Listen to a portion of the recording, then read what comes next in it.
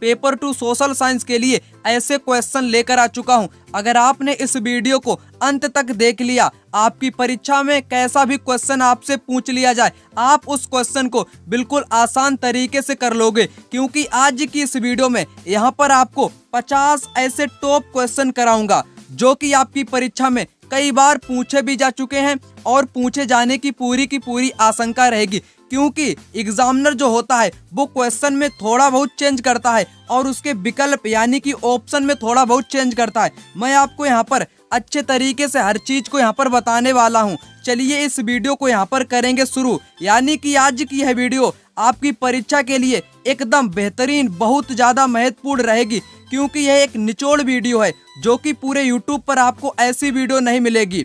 चलिए इस वीडियो को यहाँ पर करते हैं शुरू। पहला क्वेश्चन, निम्नलिखित में से कहाँ सभी अक्षांशों का दोपहर का सूर्य वर्ष में कम से कम एक बार सीधा ऊपर से चमकता है? केवल कर्क रेखा विषुवत वृत्त के मध्य, केवल मकर रेखा और विषुवत वृत्त के मध्य, कर्क रेखा और मकर रेखा के मध्य, आर्कटिक वृत्त अंटार्कटिक वृत्त के मध्य।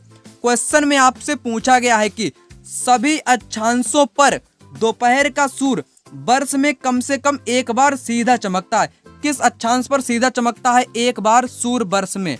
तो यहाँ पर इसका राइट आंसर होगा ऑप्शन इसका थर्ड, कर्क रेखा और मकर रेखा। कर्क रेखा और मकर रेखा में वर्ष में एक बार सूर्य इसके ठीक ऊपर से चमकता है। कैसे चमकता है आपको यहाँ पर चित्र के माध्यम से बताना चाहूंगा। ये आपकी रही ग्लोब यानी कि पृथ्वी, ऊपर में है आपकी कर्क रेखा, नीचे में है आपकी ये मकर रेखा। ये है आपकी मकर रेखा, ऊपर है आपकी कर्क रेखा, बीच में है आपकी विषुवत रेखा जिसको भूमध्य रेखा भी बोलते हैं। क्या बोलते हैं? भूमध्य रेखा भी इसको बोलते हैं। ठीक है, तो ये वाला जो क्षेत्र है कर्क रेखा और मकर रेखा के बीच का क्षेत्र, ये क्या होता है? इसको कहते हैं उष्ण कटिबंध, यानी कि यहाँ पर ऊष्मा सबसे ज्यादा होती है। आपका ये रहा सूर्य, सूर्य जो होता है इसकी जो सबसे ज्यादा जो ऊष्मा पहुंचती है ये कर्क और मकर रेखा के बीच में यहाँ पर पहुंचती है। यहीं पर वर्ष में एक बार सूर्य ठीक इसके ऊपर में चमकता है। तो यहाँ पर आपने समझ लिया होगा, राइट आंसर होगा कर्क और मकर रेखा। अगर कर्क रेखा का मान पूछा जाए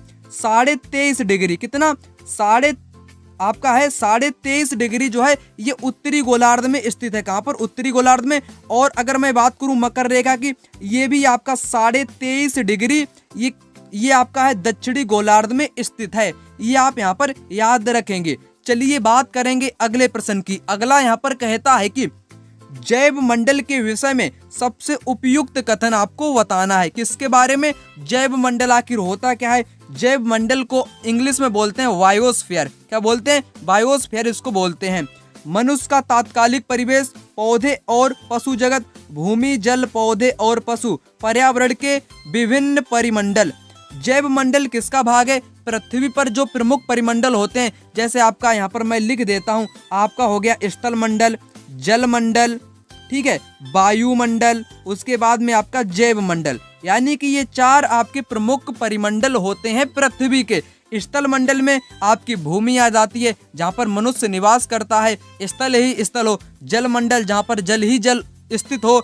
वायु जहाँ पर हवा ही हो। वायुमंडल के अंतर्गत 5 परतें होती हैं, क्षोभ मंडल, समताप मंडल, ये वाली आपकी, ठीक है। और यहाँ पर जैव मंडल से क्वेश्चन पूछा गया है। अब आते हैं इस क्वेश्चन पर, ठीक है। तो जैव मंडल आखिर होता क्या है? जैव मंडल आपका क्या होता है? इसमें आपकी हवा स्थित होती है। हवा पानी स्थल, हवा पानी स्थल, ये तीनों चीजें जहां पर स्थित होंगी, हवा पानी स्थल, ठीक है। और उसी को क्या बोलते हैं? उसी को बोलते हैं जैव मंडल। क्या क्या 3 चीजें मैंने आपको यहाँ पर बताई? हवा यानी कि वायु, जल यानी कि पानी, स्थल। तो ये 3 चीजें जहाँ पर स्थित होगी उसको बोलेंगे जैव मंडल। जहाँ पर ये 3 चीजें स्थित होती हैं वहीं पर आपके जानवर रहते हैं, हम लोग रहते हैं यानी कि मनुष्य रहते हैं, पेड़ पौधे भी उसी के साथ रहते हैं। अब आते हैं इसके विकल्प पर। मनुष्य का तात्कालिक परिवेश ये भी यहाँ पर हो सकता है, पौधे एवं पशु जगत भी यहाँ पर हो सकता है, भूमि भी हो सकती है, जल भी हो सकता है, वायु भी हो सकती है, पौधे भी हो सकते हैं, पशु भी हो सकते हैं, पर्यावरण के विभिन्न परिमंडल, ये तो यहाँ पर गलत हो गया, पौधे ये भी यहाँ पर गलत हो गया। मनुष्य का तात्कालिक परिवेश। बात करेंगे अगले प्रश्न की। मौर्य शासक अशोक द्वारा लड़ी गई लड़ाई का स्थल कलिंग वर्तमान में कहाँ पर है? कर्नाटका में है, ओडिशा में है, केरल में है या आंध्र प्रदेश में है? कौन सी लड़ाई की बात करी गई है? कलिंग की लड़ाई। कलिंग की जो लड़ाई हुई थी ये कब हुई थी? 261 ईसा पूर्व। 261 ईसा पूर्व में कलिंग की लड़ाई हुई थी। किस स्थान पर हुई थी? कलिंग नामक स्थान पर हुई थी। परंतु आपसे पूछा गया है कि कलिंग कहां पर में पड़ता है, तो कलिंग जो है ये पड़ता है ओडिशा में। कहां पर? ओडिशा में पड़ता है, आप यहां पर याद रखेंगे। चलिए बात करेंगे अगले प्रश्न की। आ चुका है अगला प्रश्न। उत्तरी अमेरिका का पूर्वी तट व जापान के आसपास समुद्र मत्स्य प्रचुर है, क्योंकि तट के साथ ठंडी धारा बहती है। दंतुरित तटीय क्षेत्र, तट के साथ गर्म धारा बहती है। गर्म व ठंडी धाराओं का मिलन है। यहाँ पर इसका राइट आंसर क्या होगा? ये वाला क्वेश्चन आप देख पा रहे होगे यहाँ पर 2 से 3 बार आपकी परीक्षा में रिपीट हुआ है। कैसे, मैं आपको यहाँ पर बताऊंगा। यहाँ पर तट के साथ ठंडी धारा बहती है, गलत होगा। दंतुरित तटीय क्षेत्र किसका है? ये है आपके ऑस्ट्रेलिया का। किसका है? ये यहाँ पर बात की गई है ऑस्ट्रेलिया की। किसकी? ऑस्ट्रेलिया की गई है, जो कि सबसे व्यस्ततम आपका बंदरगाह आता है, यानी कि पत्तन सबसे व्यस्ततम महाद्वीप आप मतलब कि पानी के मामले में आपका ऑस्ट्रेलिया ही आता है तटीय क्षेत्र में, जिसकी तट रेखा कैसी है? दंतुरित है। ठीक है, अब यहाँ पर आते हैं अगले विकल्प पर। तट के साथ गर्म बहती है, ये भी गलत। राइट आंसर जो है 4 ऑप्शन यहाँ पर होगा। 4 ऑप्शन यहाँ पर हो जाएगा। जहाँ पर गर्म और ठंडी धाराओं का मिलन होता है वो मछली के लिए सबसे ज्यादा प्रचुर माना गया है। मछली के लिए जहाँ पर गर्म और ठंडी धाराएं मिलती हैं वो मछली के लिए सबसे उपयुक्त माना गया है। राइट आंसर 4 वाला ऑप्शन यहाँ पर होगा। चलिए बात करते हैं अगले प्रश्न की। भूमि की एक संकरी पट्टी जो 2 बड़े भूखंडों को जोड़ती है उसे जाना जाता है। 4 से 5 बार परीक्षा में क्वेश्चन पूछा गया है, महत्वपूर्ण है। ठीक है, तो 2 भूखंडों को जोड़ती है। कभी कभी आपसे पूछता है जल खंडों को जोड़ती है या जल वाले भागों को जोड़ती है। कभी कभी पूछा जाता है स्थल वाले भागों को जोड़ती है। तो तमाम प्रकार से आपसे यहाँ पर पूछा जाता है। यहाँ पर मुख्य तौर पर बात की गई है भूमि की एक संकरी पट्टी जो 2 बड़े भूखंडों को जोड़ती है। भूसंधि, खाड़ी, द्वीप या जल संधि। यहाँ पर राइट आंसर आपका होगा भूसंधि। भूसंधि को स्थल संधि भी बोलते हैं। क्या बोलते हैं? स्थल संधि भी इसको बोलते हैं। कभी कभी क्वेश्चन पूछा जाता है कि भूमि की संकरी पट्टी जो कि स्थल के भागों को स्थल से जोड़ती है, तो आपकी भूखंड कह लो या स्थल कह लो, बात एक ही है। ठीक है, तो यहाँ पर होगा। अगर मैं बात करूँ जल संधि की, जो जल संधि होती है जल वाले भाग को जोड़ती है। जल वाले भाग को जल से ही जोड़ती है। जैसे मैं बात करूँ दक्षिण भारत की, ठीक है, श्रीलंका जो आपका है और जो भारत को है, कौन सी जल संधि जोड़ती है? पाक जल संधि यहाँ पर आपको जोड़ती है। आपने यहाँ पर समझ लिया होगा। राइट उत्तर मैंने आपको बताया जल संधि। यहाँ पर मैंने आपको क्या बताया? भू संधि, जिसको स्थल संधि के नाम से भी जानते, जो कि बड़े 2 खंडों को यहाँ पर भूखंडों को जोड़ती है। बात करेंगे अगले प्रश्न की। अगला यहाँ पर कहता है कि निम्न में से कौन सी शिक्षण सहायक सामग्री महाद्वीपों के आनुपातिक क्षेत्र व आकार को दर्शाने के लिए सबसे उपयुक्त है? विश्व का भौतिक मानचित्र, पृथ्वी का पोस्टर, ग्लोब, विश्व का राजनीतिक मानचित्र। यहाँ पर राइट आंसर आपका होगा ग्लोब, क्योंकि यहाँ पर बात की गई है सहायक सामग्री महाद्वीपों के आनुपातिक क्षेत्र। आनुपातिक यानी कि बिल्कुल बराबर होना चाहिए। आकार ऐसा दिखाने के लिए आपको ग्लोब की जरूरत पड़ती है, यानी कि ग्लोब सबसे उपयुक्त यहाँ पर रहेगा। तीसरा यहाँ पर राइट आंसर दिया गया है। एक बात यहाँ पर आपको बताना चाहूंगा, जैसे अगर मैं बात करूं मानचित्र की, किसकी बात करूं? मानचित्र आपके 3 प्रकार के होते हैं। कितने प्रकार के होते हैं? 3 प्रकार के होते हैं। एक तो आपका भौतिक होता है, एक तो आपका राजनीतिक होता है, और तीसरा आपका होता है थीमेटिक। कैसा होता है? तीसरा आपका होता है थीमेटिक मानचित्र। तो भौतिक वाले में आपके भौतिक, जैसे इसके अंतर्गत आपके क्या आ जाएंगे? महाद्वीप आ जाएंगे, महासागर आ जाएंगे, नदी, ठीक है, झरना, ये सभी भौतिक के अंतर्गत आते हैं। वहीं मैं बात करूं राजनीतिक, विश्व का मानचित्र, गांव का मानचित्र, शहर का मानचित्र, दिल्ली का मानचित्र, बिहार का, तो ये सभी राजनीतिक के अंतर्गत आते हैं। और थीमेटिक वाले में किसी वर्षा का मानचित्र हो गया, औद्योगिक क्षेत्र का मानचित्र हो गया, वो आपके थीमेटिक में आते हैं। परंतु मैंने आपको एक्स्ट्रा यहाँ पर बता दिया क्योंकि परीक्षा में पूछा जाता है। लेकिन मैं बात करूं महाद्वीपों के अनुपातिक क्षेत्र आकार दिखाने के लिए सबसे उपयुक्त आपका ग्लोब ही रहेगा। चलिए बात करते हैं अगले प्रश्न की। अगला यहाँ पर कहता है कि मानचित्र को समझने की सर्वव्यापी भाषा को समझा जा सकता है। यहाँ पर भी मानचित्र से क्वेश्चन पूछा गया है। तो अगर आपको मानचित्र समझने के लिए भाषा का उपयोग करना है तो कौन सी रूढ़ चिन्ह होंगे या रेखा चित्र होंगे, वर्णमाला के अक्षर होंगे, विषय संबंधित मानचित्रों द्वारा। राइट आंसर होगा यहाँ पर रूढ़ि चिन्हों द्वारा। रूढ़ि चिन्ह आखिर होते क्या हैं? यही आपके मानचित्र को समझने की सर्वव्यापी भाषा को समझा जाता है अंतर्राष्ट्रीय स्तर पर। इसको मैं उदाहरण के तौर पर आपको यहाँ पर समझाना चाहूंगा। रूढ़ि चिन्ह आखिर होते क्या हैं? कभी कभी आपने ज्योग्राफी अगर पढ़ी होगी अच्छे ढंग से, या मानचित्र को कभी देखा होगा, ऐसी आकृति दर्शाई जाती है। ये आपकी हो गई नदी, क्या हो गई? नदी हो गई। कभी आपने ये वाला क्रॉस का चिन्ह देखा होगा, ये आपका दर्शाता है गिरजाघर, यानी कि ये आपका चर्च को दर्शाता है। यही आपके चिन्ह, जैसे मंदिर की मैं बात करूं, इस प्रकार से आपके मंदिर भी दर्शाए जाते हैं। तो मंदिर का जो मान लीजिए जो आकृति होती है रूढ़ि चिन्ह, उन्हीं को रूढ़ि चिन्ह बोला जाता है। ये ज्योग्राफी में होते हैं, जैसे समुद्र को दर्शाना है, महासागर को दर्शाना है, पर्वत पठारों को ऐसे ऐसे दर्शाना है, ठीक है, तो वही आपके होते हैं रूढ़ि चिन्ह, ठीक है। जैसे पुलिस चौकी को दर्शाना है तो वहाँ पर पी करके कुछ लिखा रहता है, पोस्ट ऑफिस को दर्शाना है तो पोस्ट करके वहाँ पर मानचित्र में लिखा रहता है। तो यही आपके क्या होते हैं? यही आपके रूढ़ि चिन्ह होते हैं। जैसे अगर आपको रेल की पटरी दर्शानी है तो मान लीजिए ऐसे ऐसे आपको दर्शाया जाता है, किसी रोड को दर्शाना है तो रोड को ऐसे दर्शाया जाता है, ठीक है, तो उसके कुछ चिन्ह होते हैं, वही आपके होते हैं रूढ़ि चिन्ह। वही मैं आपको यहाँ पर समझाने का प्रयास कर रहा हूँ। मानचित्र को समझने की सर्वव्यापी भाषा ही आपकी रूढ़ि चिन्ह होती है, जो कि अंतर्राष्ट्रीय सहमति है सभी देशों पर इसकी। चलिए बात करते हैं अगले प्रश्न की। सन 2012 में निम्नलिखित में से किस प्रकार से लिखा जा सकता है? 2012 को आप कैसे लिखोगे? यहाँ पर BC 2012, EC 2012, AD 2012, AP 2012, यानी कि 2012 आपका है ईस्वी है, ठीक है, ईस्वी को कैसे लिखा जाता है? इसको लिखा जाता है AD करके, एनो डोमिनी, ठीक है। तो 2012 को लिखा जाएगा AD, जो कि वर्तमान में चल रहा है। जैसे 2000 आपका है 24, 2024 को लिखेंगे AD, एनो डोमिनी। इसका फुल फॉर्म क्या होता है? एनो डोमिनी इसका होता है। तो यहाँ पर कौन सा जवाब इसका राइट आंसर होगा? AD, ऑप्शन यहाँ पर थर्ड वाला इसका राइट आंसर दोस्तों हो जाएगा। बात करते हैं अगले प्रश्न की। अगर आपने यहाँ तक वीडियो देख लिया है, लाइक नहीं किया है, लाइक भी कर दो। नए हो तो चैनल को सब्सक्राइब कर दो। कमेंट नहीं किया है, कमेंट भी कर दो कि वीडियो आपको कैसी लग रही है। यहाँ पर क्वेश्चन कहता है कि निम्न में से कौन सा विविधता को बढ़ावा देता है? अपनी मातृभाषा में बोलना, अपने त्योहारों को मनाना, अपने गाँव जाना, रेलगाड़ी में यात्रा करना। तो बढ़ावा कौन देता है? अपनी मातृभाषा में बोलोगे तो ये विविधता को बढ़ावा देगा। बिल्कुल सही है, पहले ही वाला यहाँ पर आपका राइट आंसर हो जाएगा। बात करते हैं अगले प्रश्न की। अगला यहाँ पर आ चुका है, निम्नलिखित में से कौन सा पुरा पाषाण स्थल है? कैसा स्थल? पुरा पाषाण स्थल। इनाम गांव, हल्लर, भीमबेटका, बुर्ज होम। चलिए यहाँ पर इसका राइट आंसर होगा भीमबेटका, जो कि पुरा पाषाण स्थल है। भीमबेटका की गुफाएं आपकी कहाँ पर स्थित हैं? ये है आपके मध्य प्रदेश में। कहाँ पर? मध्य प्रदेश में स्थित हैं। मैं बात यहाँ पर करूँ अगर इनाम गांव की, ये है महाराष्ट्र के पुणे में।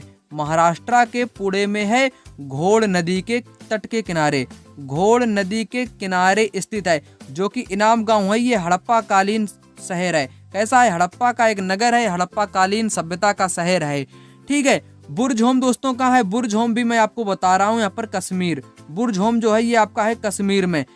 चलिए यहाँ पर बुर्ज होम के बारे में बात करते हैं। यहाँ पर लोगों को गर्तों यानी कि गड्ढों में दफनाया जाता था। कहाँ पर? में बुर्ज होम में। इनाम गांव की मैंने बात करी ली, घोड़ नदी के तट पर महाराष्ट्र में है। और हल्लूर आपका ये दक्षिण भारत में पड़ता है। भीमबेटका आपकी कहाँ पर है? ये मैंने आपको बताया मध्य प्रदेश यानी कि MP में है आपकी। बात करेंगे अगले प्रश्न की। अगला यहाँ पर आ चुका है, पृथ्वी द्वारा सूर्य के चारों ओर घूमने को कहा जाता है? घूर्णन, परिक्रमण, कक्षीय समतल, प्रदीप्त व्रत। चलिए यहाँ पर राइट आंसर की बात करूं, क्वेश्चन जो है ये बहुत महत्वपूर्ण है। यहाँ से परीक्षा में 2 से 3 बार क्वेश्चन बनेंगे। कैसे बनेंगे उनके प्रकार मैं आपको यहाँ पर बताऊंगा। जैसे कहा गया है कि पृथ्वी द्वारा सूर्य के चारों ओर घूमने को कहा जाता है परिक्रमण। क्या कहा जाता है? परिक्रमण, जो कि कितना टाइम लेता है? 365 दिन प्लस में 6 घंटे, जिसको 1 वर्ष बोलते हैं, ठीक है। तो 365 दिन और 6 घंटे का टाइम लगता है पृथ्वी को सूर्य का परिक्रमण करने में। यहाँ पर आपका राइट आंसर होगा परिक्रमण। अगर मैं बात करूं घूर्णन की, घूर्णन क्या होता है? पृथ्वी का, यहाँ पर लिख देता हूं, पृथ्वी का अपने अक्ष पर घूमना। पृथ्वी पर अपने अक्ष का घूमना ही क्या कहलाता है? ये कहलाता है घूर्णन। जबकि पृथ्वी का सूर्य के चारों ओर घूमना कहलाता है परिक्रमण। इतना यहाँ पर आपका डिफरेंट है।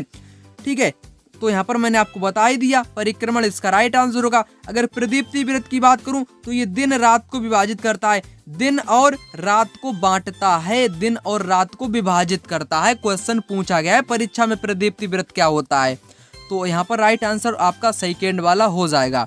चलिए बात करते हैं अगले प्रश्न की। यहाँ पर कहता है कि किस काल में कर प्रथा का विशिष्ट महत्व था? हड़प्पा सभ्यता में, वैदिक काल में, महाजनपद में, गुप्त काल में। ठीक है, तो वैदिक काल जो था इसमें क्या था, उपहार दिए जाते थे। क्या दिए जाते थे? उपहार दिए जाते थे। परंतु यहाँ पर एक शब्द लगा है विशिष्ट महत्व था। विशिष्ट महत्व कर व्यवस्था यानी कि टैक्स की बात करी जा रही है। किसकी? टैक्स की यहाँ पर बात की जा रही है। तो इसका जो विशिष्ट महत्व था वो था महाजनपद काल में।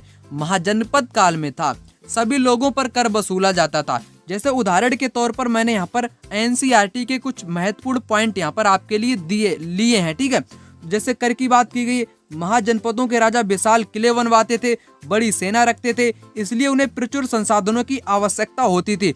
इसके लिए उन्हें कर्मचारियों की भी आवश्यकता होती थी। अतः महाजनपद के राजा लोगों के द्वारा समय समय पर लाए गए उपहारों पर निर्भर ना रहकर अब नियमित कर वसूलने लगे। यानी कि वो उपहारों पर नहीं मतलब कि निर्भर थे, वो रोज उन पर कर वसूलते थे नियमित समय के अनुसार। जैसे फसलों पर कर वसूला जाता था, कारीगर यानी कि शिल्पकारों पर भी कर वसूला जाता था, पशुपालकों को जानवर या उनके उत्पाद के रूप में जैसे दूध, घी, मट्ठा के रूप में उनको देना पड़ता था, व्यापारियों को सामान कर देना पड़ता था, व्यापारियों को भी देना पड़ता था, आखेटकों, संग्राहकों, जंगल से प्राप्त वस्तुएं देनी पड़ती थी। यानी कि कहने का मतलब है एक विशिष्ट कर था जो कि सभी लोगों को देना पड़ता था, चाहे किसान हो, चाहे पशुपालक हो, चाहे व्यापारी हो, चाहे वो जानवरों को मारने वाला यानी कि आखेटक हो या संग्राहक हो, वो भी राजा को देनी पड़ती थी। आपको मैंने यहाँ पर समझा दिया। राइट आंसर होगा ना यहाँ पर महाजनपद। चलिए बात करते हैं अगले क्वेश्चन की। अगला क्वेश्चन बोलता है कि भारत में मुंडा जनजाति किस क्षेत्र में निवास करती है? छोटा नागपुर, बस्तर, दुर्ग, कुल्लू। यहाँ पर राइट आंसर होगा आपका छोटा नागपुर, जो आपका पठार पड़ता है। कहाँ पर में? ये पड़ता है झारखंड वाले इलाके में। ठीक है, तो वहीं पर आपके मुंडा जो जनजाति है वो निवास मुख्य रूप से यहीं पर करती है। चलिए बात करेंगे अगले प्रश्न की। सूफी संतों के मकबरे को कहा जाता है? ईदगाह, खानकाह, इबादत खाना, दरगाह।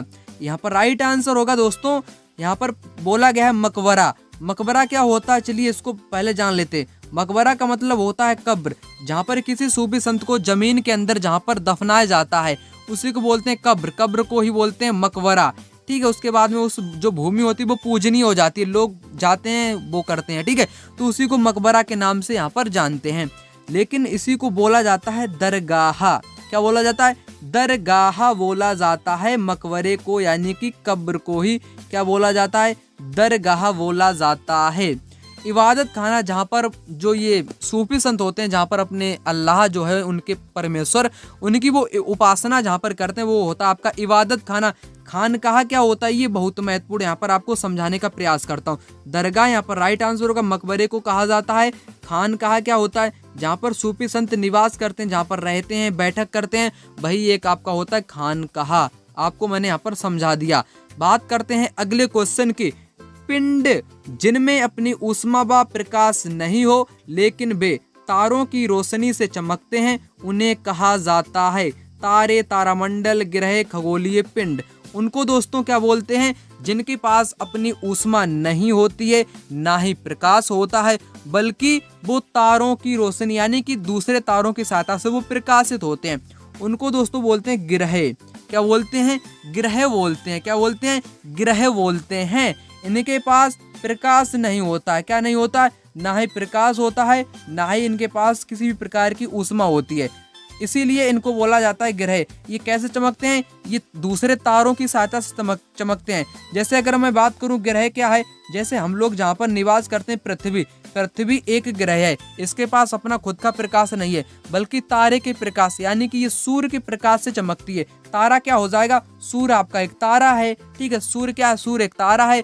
जो पृथ्वी आपकी एक ग्रह है जो कि सूर्य के प्रकाश से ही प्रकाशित होती है। वर्तमान आपकी पृथ्वी, आपको मैंने यहाँ पर समझा दिया। जिनका प्रकाश नहीं होता है वो ग्रह होते हैं, जिनका प्रकाश होता है वे आपके तारे होते हैं। चलिए बात करते हैं अगले प्रश्न की। अगला यहाँ पर कहता है मौसमी उपकरणों के द्वारा मौसम संबंधित सूचना एकत्र करना। उदाहरण है प्राथमिक, द्वितीयक, तृतीयक, विधागत। यहाँ पर राइट आंसर की बात करूं तो पहला वाला होगा यहाँ पर प्राथमिक आंकड़े का।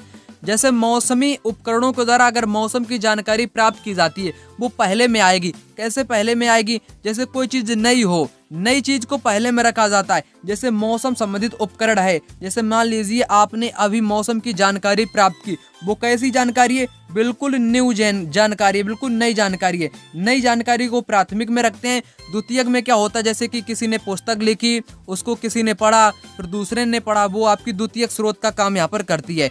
तो यहाँ पर आपका पहला वाला ऑप्शन यहाँ पर राइट आंसर होगा। एक क्वेश्चन परीक्षा में पूछा जाता है स्थानीय मौसम की जानकारी समाचार पत्र में देना, वो कैसा है?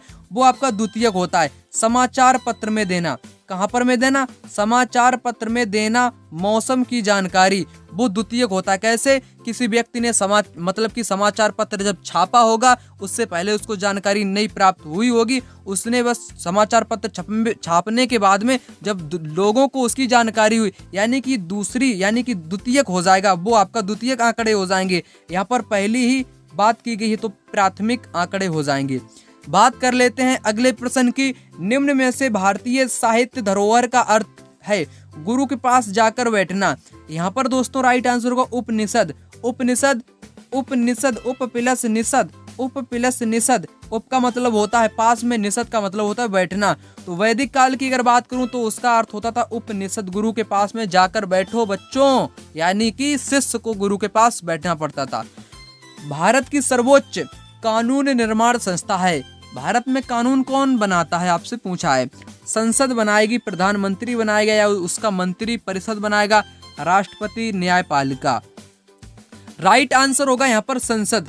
संसद क्या करती है? कानून निर्माण करने की एक संस्था है। संसद क्या है? संसद।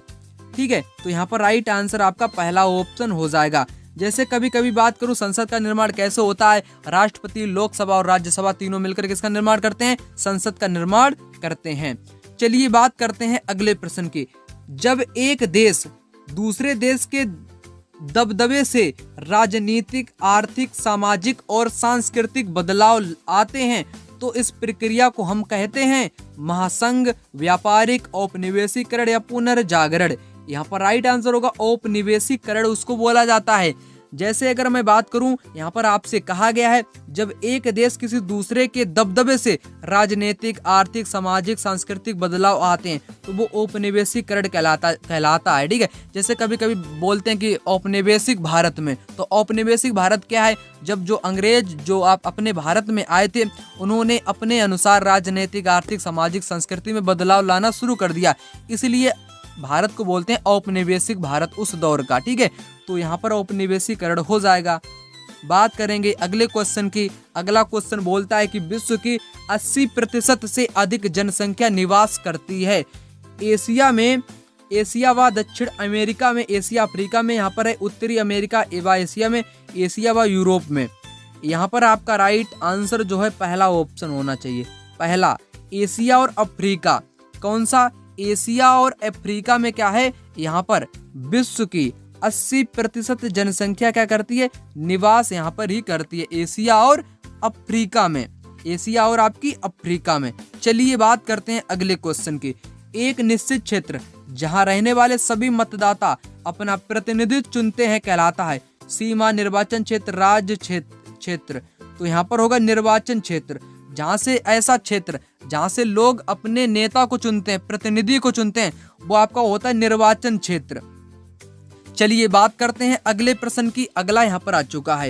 यहाँ पर कहता है कि जब बहुत सी औद्योगिक इकाइयां एक दूसरे के नजदीक स्थित होती हैं और अपनी नजदीकी का लाभ उठाती हैं, यह कहलाता है औद्योगिक तंत्र, औद्योगिक क्षेत्र, बाजार अर्थव्यवस्था, असेंबली लाइन। तो यहाँ पर इसका राइट आंसर आपका होगा ऑप्शन यहाँ पर दूसरा, औद्योगिक क्षेत्र उसको बोलते हैं जब क्या होता है औद्योगिक इकाइयां एक दूसरे से नजदीक स्थित होती हैं और नजदीकी का लाभ उठाना चाहती हैं, भाई आपका होता है औद्योगिक क्षेत्र। क्या होता है? औद्योगिक क्षेत्र होता है। चलिए बात करते हैं अगले प्रश्न की। कृषि की एक पद्धति जिसमें व्यापक स्तर पर आधुनिक आगतों का उपयोग, यानी कि आधुनिक जो उपकरण होते हैं कृषि करने के लिए उनका इस्तेमाल व्यापक स्तर पर किया जाता है, यानी कि ज्यादा से ज्यादा स्तर पर किया जाता है अधिक उत्पादकता प्राप्त करने के लिए। तो क्वेश्चन का साफ कहना है, सरल शब्दों में यहाँ पर आप समझो, टेंशन मत लो, ठीक है। तो क्वेश्चन का कहना है कि ऐसी कौन सी कृषि है जिसमें आधुनिक उपकरण का बहुत मात्रा में उपयोग किया जाता है उत्पादकता प्राप्त करने के लिए, यानी कि कृषि उत्पादकता प्राप्त करने के लिए, उसको दोस्तों बोलते हैं वाणिज्यिक खेती। वाणिज्यिक खेती बोला जाता है, ठीक है। स्थानांतरित कृषि क्या होती है, इसको झूमिंग भी बोलते हैं। क्या बोलते हैं? झूमिंग कृषि भी। अगला क्वेश्चन यहाँ पर आ चुका है, कहता है कि निम्न में से कौन से वनों की पत्तियों के गिरने का निश्चित समय नहीं होता है, इसलिए वे कभी अनावृत नहीं दिखते हैं। आपको बताना है कि ऐसे कौन से वन हैं जो कि उनकी जो पत्तियां होती हैं उनके गिरने का कोई निश्चित समय नहीं होता है और वो हमेशा ही हरे भरे दिखते रहते हैं, वो आपको बताना है। उष्णकटिबंधीय पर्णपाती, उष्णकटिबंधीय सदाबहार, शीतोष्ण सदाबहार, शीतोष्ण पर्णपाती। यहाँ पर राइट आंसर होगा पहला ऑप्शन, उष्णकटिबंधीय जो पर्णपाती वन होते हैं इनकी पत्तियों गिरने का कोई निश्चित समय नहीं होता है। इन सभी के बारे में आपको यहाँ पर बताना चाहूंगा। पहला ऑप्शन यहाँ पर आपका राइट है। अब बात करते हैं इससे जुड़े जो मुख्य पॉइंट है वो यहाँ पर मैंने आपके लिए सिलेक्ट किए हैं। जैसे मैं बात करूं उष्णकटिबंधीय सदाबहार वन की, इन वनों को उष्णकटिबंधीय वर्षा वन भी कहा जाता है। क्या कहा जाता है? वर्षा वन भी इनको ही कहा जाता है। ये घने जंगल भूमध्य रेखा के पास उष्णकटिबंधीय के करीब क्षेत्रों में पाए जाते हैं, क्योंकि मैंने आपको पहले ही बताया उष्णकटिबंधीय क्षेत्र क्या होता है। जैसे ग्लोब है, बीच में आपकी है भूमध्य रेखा, ऊपर है आपकी कर्क रेखा, नीचे है आपकी मकर रेखा, तो इसी के मध्य, इसी को बोलते हैं उष्णकटिबंधीय क्षेत्र। क्या बोलते हैं? उष्णकटिबंधीय क्षेत्र बोलते हैं। तो यहीं पर आपके ये वन आपके पाए जाते हैं, ठीक है। तो कहाँ पर ये पाए जाते हैं? भूमध्य रेखा के पास घने जंगल में पाए जाते हैं। ये क्षेत्र गर्म है और साल भर यहाँ पर वर्षा होती है। चूंकि कोई विशेष शुष्क मौसम नहीं होता है इसलिए पेड़ अपनी पत्ते पूरी तरह से नहीं गिराते हैं, ठीक है। तो बारिश होती रहती है, धूप भी निकलती है, तो कभी पेड़ सूखते भी नहीं है, इसलिए उनके पत्ते गिरते रहते हैं और वृक्ष हमेशा ही हरे भरे बने रहते हैं, यानी कि पूरी तरह उनके पत्ते नहीं गिरते हैं। यही कारण इन्हें सदाबहार भी कहा जाता है। घने पेड़ों की घनी छतरियां इन मतलब कि दिन में भी सूरज की रोशनी को जंगल के अंदर नहीं घुसने देती हैं। शीशम, आबूनस, महोगनी जैसे दृढ़ लकड़ी के पेड़ यहाँ आम हैं। अब बात कर लेते हैं इनकी कुछ विशेषताओं की। वन है आपके उष्णकटिबंधीय पर्णपाती। मैंने आपको बताया मानसूनी वन है जो भारत, उत्तरी ऑस्ट्रेलिया, मध्य अमेरिका के बड़े हिस्सों में पाए जाते हैं। सूखे मौसम में पेड़ पानी बचाने के लिए पत्ते गिरा देते हैं। शीतोष्ण की बात करूं तो ये न्यूजीलैंड, चिली, उत्तरी पूर्वी भारत में मतलब कि भाग में पाए जाते हैं। पश्चिमी यूरोप के तटीय क्षेत्रों में पाए जाते हैं। शुष्क मौसम में अपने पत्ते गिराते हैं। शुष्क मौसम में शीतोष्ण गिराते हैं शुष्क मौसम में, और सूखे मौसम में उष्णकटिबंधीय गिराते हैं। समशीतोष्ण में आपके यहाँ पर ये कहाँ पर हैं? ये आपके मध्य अक्षांशीय तटीय क्षेत्रों में स्थित होते हैं। इसमें ओक, पाइन, नीलगिरी आदि कठोर नरम लकड़ी के पेड़ इसमें शामिल होते हैं। बात करते हैं अगले क्वेश्चन की। भारतीय संविधान के अनुच्छेद 21 का संबंध है। अनुच्छेद 21 का संबंध किससे होगा? जीवन के अधिकार से होगा। यहाँ पर आपका थर्ड वाला राइट उत्तर होगा, ठीक है। जीवन का अधिकार अनुच्छेद आपके 21 में है। अगर मैं बात करूं धार्मिक स्वतंत्रता का अधिकार, ये आता है 25 से लेकर 28। 25 से 28 में समानता के अधिकार की बात करूं तो 14 से 18 में आपका आता है, ठीक है। संवैधानिक उपचारों का अधिकार ये 32 में आता है, अनुच्छेद 32 में आता है। तो मैंने आपको सभी यहाँ पर बता दिए। पूछा है 21 वाला, जीवन का अधिकार 21 में आता है। चलिए बात करते हैं अगले प्रश्न की।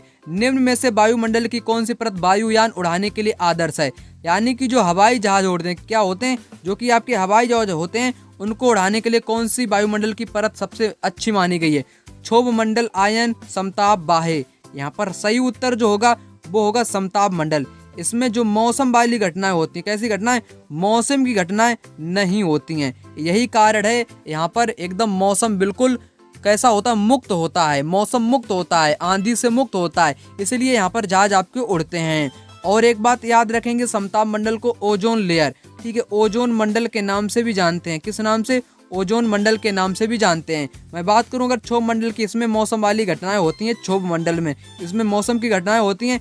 आयन मंडल में रेडियो तरंगे, बाह्य मंडल में आपकी क्या होती हैं, यहाँ पर आयन मंडल है और ये बाह्य मंडल है। ठीक है, तो उत्तर मैंने आपको बताया, थर्ड वाला यहाँ पर हो जाएगा। चलिए बात करते हैं खालसा पंथ। यहाँ पर है खालसा की स्थापना करने वाले निम्न में से कौन थे। खालसा एक पंथ भी होता है या खालसा इसको बोल लो। तो इसकी स्थापना किसने की थी, गुरु नानक देव, गुरु अंगद, गुरु गोविंद, गुरु तेग बहादुर। यहाँ पर राइट आंसर होगा आपका ऑप्शन यहाँ पर थर्ड वाला, गुरु गोविंद ने खालसा की स्थापना की थी। कब की थी, कब की थी, ये की थी 1699 में। कब की थी दोस्तों, इन्होंने 1699 में इसकी स्थापना की थी, जो कि आपके महत्वपूर्ण परीक्षा के लिए। चलिए बात करेंगे अगले क्वेश्चन की। विश्व शांति का विचार किस मुगल शासक ने आगे बढ़ाया। अकबर, शाहजहां, हुमायूं, जहांगीर। यहाँ पर राइट आंसर क्या होगा दोस्तों, यहाँ पर राइट आंसर होगा अकबर। अकबर ने विश्व शांति का मतलब है कुलह ए सुल, ठीक है, सुलह ए कुल नीति जो थी उसकी, वही है आपकी विश्व शांति। पहला ऑप्शन यहाँ पर राइट आंसर होगा। अगला, भारत में राज्य के राज्यपाल की नियुक्ति कौन करता है। उत्तर प्रदेश में राज्यपाल कौन नियुक्त करता है, बिहार में, हरियाणा में, यानी कि सभी स्टेट में गवर्नर होता है, उसको नियुक्त कौन करता है, आपसे यहाँ पर पूछा गया है। उसको नियुक्त करता है भारत का राष्ट्रपति। कौन नियुक्त करता है, भारत का राष्ट्रपति नियुक्त करता है। ठीक है, बात करेंगे अगले क्वेश्चन की।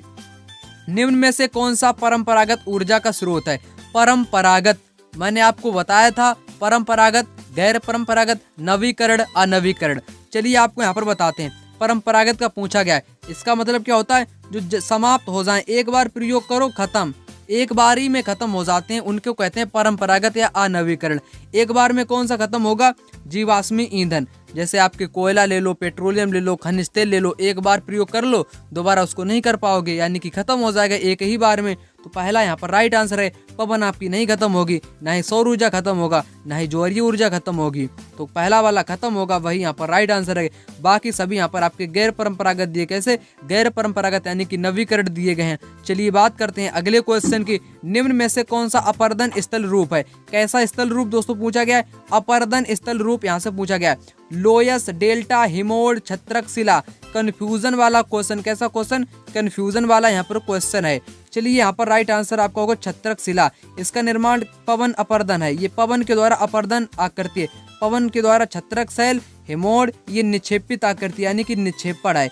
आपसे पूछा है अपर्दन, लेकिन ये है यहाँ पर निक्षेपण। हिमोड किसका है, हिमनद का। यहाँ पर आपको बताना चाहूंगा, हिमनद का निक्षेपण क्या है, हिमोड होता है। डेल्टा ये आकृति है किसकी है, नदी की एक स्थलाकृति है, क्या है, स्थलाकृति है नदी की। ये आपकी स्थलाकृति है, ये आपके निक्षेपण है, ये आपका अपर्दन है। किसका अपर्दन है, ये आपका है पवन का अपर्दन। लोयस किसका है, लोयस आपकी एक आकृति है। लोयस क्या है, ये आकृति, ये भी पवन के द्वारा बनाई जाती है, जो कि चाइना में ज्यादा पाई जाती है। राइट उत्तर जो आपका होगा छत्रक शिला, यानी कि छत्रक शैल भी इसको बोलते हैं, भाई यहाँ पर होगा। चलिए बात करते हैं अगले प्रश्न की। भारतीय स्वतंत्रता संग्राम में दांडी यात्रा को किसकी शुरुआत माना जाता है। राइट आंसर होगा ऑप्शन 2, सविनय अवज्ञा आंदोलन। ये कब आपका चला था, 1930 के करीब में, ठीक है। तो इसी को दांडी यात्रा का शुरुआत माना जाता है, सविनय अवज्ञा आंदोलन को। चलिए बात करेंगे अगले क्वेश्चन की। अगला क्वेश्चन, शास्त्रीय नृत्यों के संदर्भ में निम्नलिखित में से कौन सा कथन सत्य है। शास्त्रीय नृत्य यानी कि क्लासिकल डांस के बारे में पूछा गया है। ये लोक नृत्यों से सदा श्रेष्ठ होते हैं। शास्त्रीय नृत्यों के 8 मान्य रूप हैं। क्लासिकल जो आपके डांस होते हैं वो कितने हैं, 8 हैं कि 9 हैं। आपके वर्तमान में तो 9 हैं, ठीक है। बात मैं करूं यहाँ पर कथकली कथक शैली का शास्त्रीय रूप है, नहीं। और वाला यहाँ पर राइट आंसर होगा, कथक शैली को शास्त्रीय नृत्य के रूप में मान्यता केवल स्वतंत्रता प्राप्ति के बाद मिली है। कथक कहाँ का है दोस्तों, कथक है उत्तर प्रदेश का। कहाँ का है, उत्तर प्रदेश का है। और कथकली कहाँ का है, ये है आपके कहाँ का है, ये कथकली जो दोस्तों है ये है आपके कर्नाटक का। कहाँ का है, ये है आपके कर्नाटक का, याद रखेंगे। कथकली सॉरी ये कथकली कहाँ का है, ये है केरला का। कहाँ का है, ये है आपके केरला का है। और कथक कहाँ का है, उत्तर प्रदेश का है, यानी कि यूपी का है। आप यहाँ पर याद रखिएगा। चलिए बात करते हैं अगले प्रश्न की। जब राज्य धार्मिक क्रियाओं में किसी प्रकार का हस्तक्षेप नहीं करता है तो धर्मनिरपेक्षता कहलाता है, ठीक है। बात करेंगे अगले प्रश्न की। जब कोई शिलाखंड दबाव व कठोरता के कारण परतदार शैल में बदल जाते हैं उन्हें कहते हैं। जब शैलों पर दबाव पड़ता है, कठोर पड़ता है, तो वो अपना रूप बदल लेते हैं, उसको बोलते हैं कायांतरित शैल। क्या बोलते हैं? कायांतरित शैल उसको बोलते हैं। ऑप्शन यहाँ पर दूसरा वाला इसका राइट आंसर हो जाएगा। चलिए बात करते हैं अगले क्वेश्चन की। अगला क्वेश्चन यहाँ पर आ चुका है, भारत की मानक देशांतर है। भारत की मानक देशांतर दोस्तों कितनी है? 82.5 पूर्वी देशांतर है। 82.5 किस में है? पहले वाले ऑप्शन में है। 82 ये 82 अक्षांश और 30 मिनट, 82 अक्षांश 30 मिनट पूर्वी देशांतर में स्थित है। पहला विकल्प यहाँ पर इसका राइट जवाब होगा। चलिए बात करते हैं अगले प्रश्न की। यहाँ पर कहता है कि संसाधन जो किसी क्षेत्र में पाए जाते हैं परंतु जिनका अभी उपयोग नहीं किया गया है उन्हें कहा जाता है। जैसे संसाधन किसी क्षेत्र में बहुत पाए जाते हैं लेकिन उनका उपयोग ही नहीं किया जाता है, उनको क्या बोलोगे आप? तो उनको आपको बोलना क्या है? संभाव्य संसाधन, वास्तविक, बेकार संसाधन, मूल्यवान संसाधन। राइट आंसर होगा संभावित संसाधन। यानी कि ऐसे संसाधन जो कि पहले से ही वहाँ पर उपस्थित हैं और उनका वर्तमान में उपयोग नहीं किया जा रहा है, वो आपके कहलाते हैं संभावित संसाधन। वास्तविक क्या होता है? जिनका मूल्य निश्चित हो, जिनका उपयोग भी वर्तमान में किया जा रहा हो। बेकार संसाधन कोई नहीं होता है। मूल्यवान संसाधन आपको मैंने बता ही दिया। पहला ऑप्शन यहाँ पर आपका राइट आंसर होगा। चलिए बात करते हैं अगले प्रश्न की। मुगल वास्तुशिल्प मिश्रण है। मुगल वास्तुशिल्प है, ये किसका मिश्रण है? अरब भारतीयों का, फारसी भारतीयों का, तुर्की अफगान का, तुर्की व फारसियों का। यहाँ पर राइट आंसर दोस्तों पहला यहाँ पर कौन सा होगा? कौन सा यहाँ पर होगा? फारसी और भारतीय शैलियों का। यहाँ पर सेकेंड वाला इसका राइट आंसर हो जाएगा। चलिए बढ़ते हैं अगले प्रश्न की तरफ। आ चुका है अगला क्वेश्चन। कित्तूर के ब्रिटिश विरोधी आंदोलन का नेतृत्व किसने किया? कित्तूर के ब्रिटिश विरोधी आंदोलन का नेतृत्व किया था रानी चेन्नम्मा ने। किसने? रानी चेन्नम्मा ने किया था। महत्वपूर्ण क्वेश्चन है, परीक्षा में अभी आपके पूछा गया क्वेश्चन है। चलिए अगले क्वेश्चन की यहाँ पर बात करते हैं। जब किसी व्यक्ति या समूह को किसी प्रतिरूप इमेज के साथ जोड़ दिया जाता है उसे कहते हैं।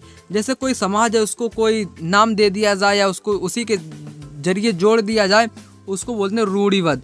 रूढ़िवाद धारणाएं बोला जाता है। क्या बोला जाता है? रूढ़िवाद उसको बोला जाता है। सेकेंड वाला ऑप्शन यहाँ पर इसका राइट आंसर होगा। चलिए बात करते हैं अगले प्रश्न की। अगला यहाँ पर कहता है कि स्थान, लोग, वस्तुएं, प्रकृति जो किसी जीव को घेरे रहते हैं, ठीक है, वो पर्यावरण कहलाता है। क्या कहलाता है? पर्यावरण कहलाता है। चारों ओर का घेराव क्या कहलाता है? चारों ओर का जो घेराव होता है उसको दोस्तों बोलते हैं पर्यावरण। क्या बोलते हैं? पर्यावरण बोलते हैं उसको। ठीक।